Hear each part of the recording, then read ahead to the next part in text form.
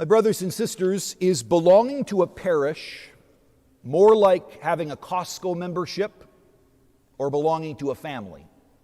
Now, lest there's any confusion, I don't have a Costco membership. No, I use other friends to do that for me. But the fact is that Costco's or any kind of major large supermarket, Hy-Vee, Nolan's down the street, whatever it is, they're wonderful because you can come and go as you please. Even now, in this era of COVID-19, you can come and go as you please. And you can take what you want. You can also take what you need, but you can also take what you want, unless, of course, you're looking for toilet paper, but that's a different story altogether.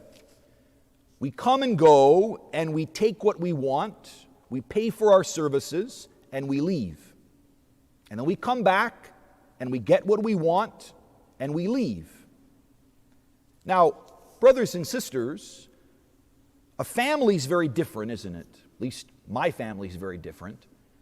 You can't just take them or leave them. And I say that acknowledging that it's possible that some of my family members are actually watching this video. You can't just take them or leave them. We're all in this together. We are bound together. And we have obligations to one another. We are bound to look out for one another. I bring up this distinction between imagining parish life as a supermarket or a exercise place or any other shop where you can kind of go and get what you want and then leave, and a family, because in today's today's first reading, the early Christian disciples and the early Christian parishes are shown to be families. They look out for one another. They are providing for not only the spiritual needs of their brothers and sisters, but the physical, material needs. There's an acknowledgement that we're all in this together. We are going to help one another. We are bound together.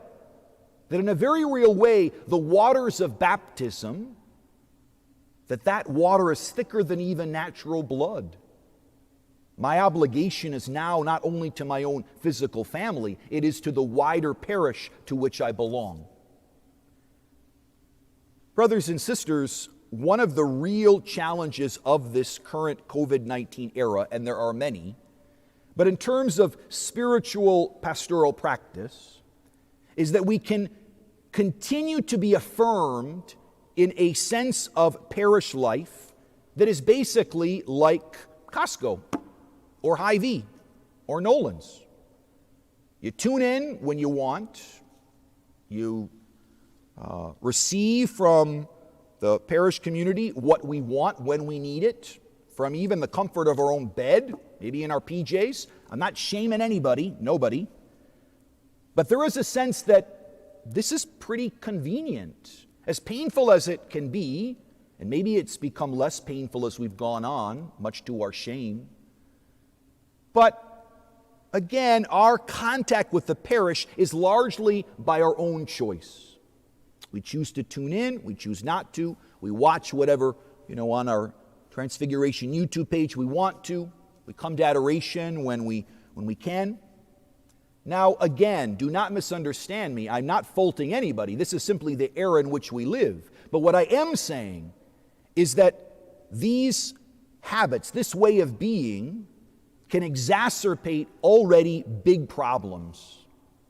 And the big problem, it's a philosophical and theological problem, is what is it to belong to a parish? Is it fundamentally to get what I need? To get what I need when I want, how I want it? Or is it more like a family with obligations, with duties, with rights, with a structure, with order, and with problems? Again, I got to tell you, 9 times out of 10, I probably would rather go to Costco than spend time with people that I love. Now, hear me out here. Hear me out. Because people bring with them their own stuff, with their own personalities, their own assumptions, their own background. Costco, or Hy-Vee, or Nolan's, I can go in, grab my eggs, grab my stuff, and leave. I don't even have to look you in the eye. But a family's much more awkward. A family is much more, frankly, in some sense, dangerous, because it's going to require something of us. Brothers and sisters, when all of this ends, when COVID-19 comes to a merciful conclusion and we're able to join again together in the flesh here, I urge us all to strive to fight against the tendency to think of parish life as primarily another place where we get consumer goods, where we go to get what we want, how we want it, when we want it.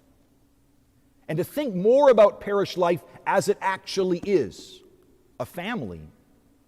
Truth to tell, it's really the diocese that is our family, but we know that our diocese is so ginormous that it's been divided up into individual parishes, which brings with it kind of interesting questions about how big is too big for a parish, or how small is too small for a parish. But again, that's a subject not for a homily, but for a talk. But we must think of and open our eyes to the fact that, no, this is a family. This is a family with all of the dynamics of family life. Let us pray for the grace to be a family, to contribute not only to the spiritual well-being of our brothers and sisters, but yes, to their material needs.